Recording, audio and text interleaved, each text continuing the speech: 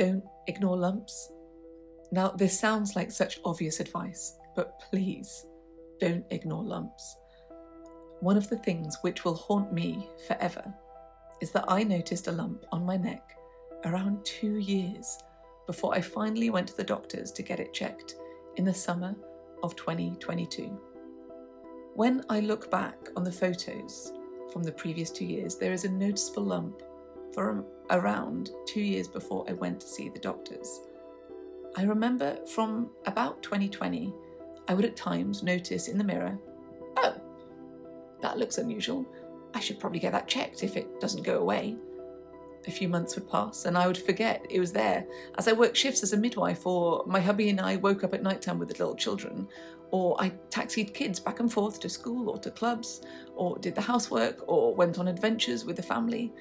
And then I would happen to notice it in the mirror again and somehow forget that I'd noticed it before and think, oh, it's still there. If it gets bigger, I should probably get that checked.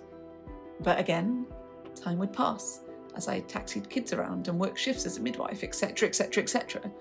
It was slow growing, so it wasn't obvious that it was increasing in size. And so, somehow, 2 years passed. Then the summer of 2022, my brother and his family came to visit from Dubai, and my mum came to visit too. On the morning of one of the last days, as I was about to walk up the stairs, she did a double take. Beth, what's that on your neck? Oh, this? Oh, it's been there for a while.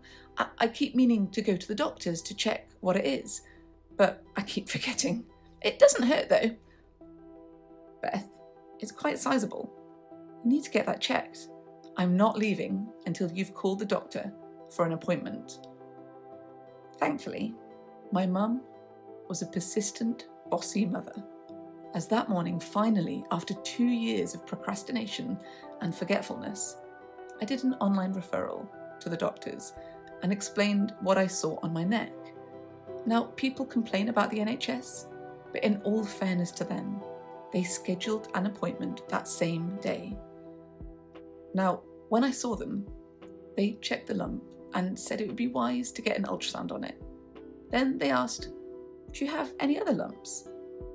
No, not that I'm aware of. I went home that evening and asked my husband Lewis, babe, do I have any other lumps? Don't think so. At this point, the conversation with the doctor and my mother's concern, was starting to give me anxiety about what the possible reasons for the lump would be.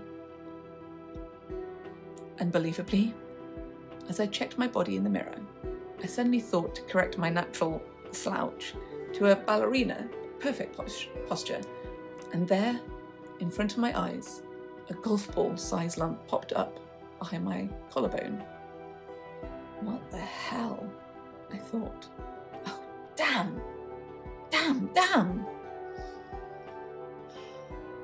My uncle was a retired doctor, and we'd reached out to him with the first lump, and he'd very kindly reassured me that one lump, which moved around, probably wouldn't be a cause for concern. But when I mentioned that I'd found a second one, he gently advised that this may be more concerning, but that most likely it would be okay, and not to worry too much about it until I'd had the ultrasound. Unfortunately, I naturally worry about such things, and very foolishly, I turned to Google. For the next 2 weeks, if I had some downtime, I would search up lumps on the neck and lumps behind the collarbone. But as far as I was aware, I had no other symptoms. I felt otherwise healthy. Well, I was exhausted a lot, but I put that down to midwifery, shift work, and 3 small children. I wasn't aware of other significant symptoms, and I tried to comfort myself with that. Cancer, though, seemed to pop up time and time again when I went down that rabbit hole on the internet. I got more and more worried as the ultrasound appointment approached. The day for my ultrasound, the sonographer checked my lump. He was very cheerful and reassuring. He assured me that it looks normal, but it's a little bit bigger than normal, so I'd recommend you get an MRI to double check. I came away feeling hopeful that it was just a fatty lump or some anomaly, which wasn't cancer related. 2 weeks later, I had an MRI. It felt horribly claustrophobic, trapped in a tunnel, aware that I wasn't allowed to move, worrying about what the results would be. Another 2 weeks passed, and I had a doctor's appointment where they said, rather than being reassuring, the MRI showed that the lump was potentially concerning and that a biopsy should be organised. As you may imagine, my mind went into overdrive about the what ifs. I found myself having erratic emotional swings where I would unannounced burst into tears at the slightest trigger. My husband, my Lewis, my wonderful, lovely husband, stood stoically by me and hugged it out and allowed me to worry. He would often hug me to sleep. Another 2 weeks passed, so very slowly, but it also flew by, as our family was so lucky enough to go to Disney for 2 weeks, paid for by my wonderful in-laws, and it was my entire 12 family, all of us together. It was a lovely distraction from the what ifs, and mostly I was able to make wonderful memories with the children on our 2 weeks there. Now, the second ultrasound appointment arrived. This time though, it was with a consultant who was scanning me with the intent to biopsy both lumps. As he attentively looked at the lumps, I asked him, "The last person said they looked unconcerning in their structure, just bigger than normal. Do you agree?" My heart sank as he looked up with a sober face and said the words that sent my worries into overdrive. "I'm really sorry, but the cell structures in both lumps do not appear normal. I would say they appear abnormal and definitely needs a biopsy." Damn. Damn. Damn. The next 2 weeks felt like my brain was in treacle, like I was in a daze. I foolishly continued to give in to my better judgment and continued to Google lumps on the neck and collarbone.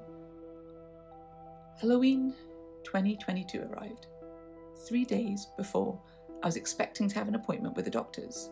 I had an early shift on the labour ward. I vividly remember looking after a beautiful couple when my phone rang.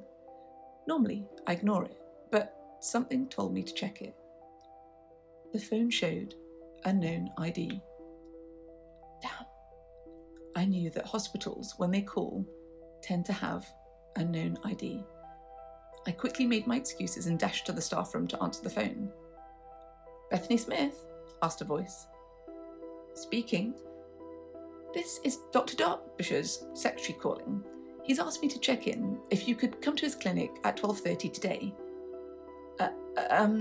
Yeah, I'm working on the labour ward on the other side of the hospital, but I'm sure if I ask, they'll let me have some time to come over." "Good. Oh, and Bethany, can you bring someone with you to the appointment?"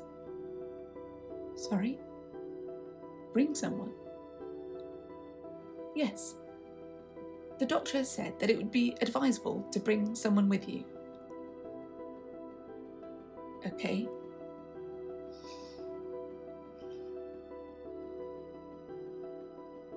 I hung up, frozen, and suddenly felt detached from myself and started to feel an anxiety attack creep up on me. Thankfully, one of my wonderful colleagues came in at that point. "Are you okay, Beth?" I stared at them, through them. You know how I've been waiting on the results for a biopsy for the lump on my neck and the collarbone? I've just had a call to come in 3 days before I was expecting, and they've also said to bring someone, so I'm worried. Surely they'd only say that if it's bad news." The lovely shift leader very rapidly arranged for my entire shift to be covered so that I could go home and share the news with Lewis and return together for the appointment. Little did I know, when I walked out that day, that I would not be returning. I walked out from my dream job unaware of the journey I was about to start. I got home and ran to Lewis, sharing with him what the secretary had said. In his unflappable way, he just hugged me tight again and let me breathe and cry out my worries.